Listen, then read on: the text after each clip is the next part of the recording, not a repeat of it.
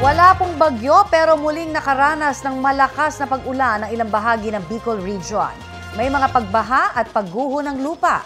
Ayon sa Pag-asa, dulot yan ng umiiral na shear line sa bansa. Balita hatid ni James Agustin.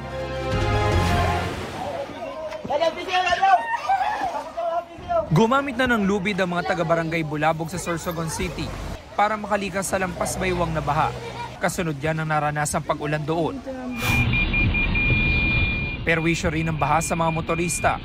Sa Barangay Rizal, pahirapan ang biyahe dahil sa mga kalsadang nagmistulang ilog.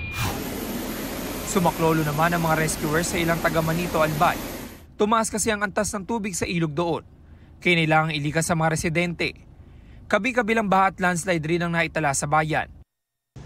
Nagbabala naman ang FIBOC sa mga residenteng malapit sa Bulkang Mayon na posible ang pagdaloy ng lahar mula sa bulkan. Nakaranas din ng pag-ulan sa ilang bahagi ng Catanduanes. May mga naitalang landslides at pagbaha. Wala naman nasaktan. Tuloy-tuloy ang clearing operation sa mga lugar kung saan naitala ang pagguho ng lupa at bato.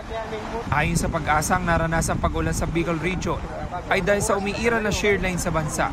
James Agustin, nagbabalita para sa GMA Integrated News.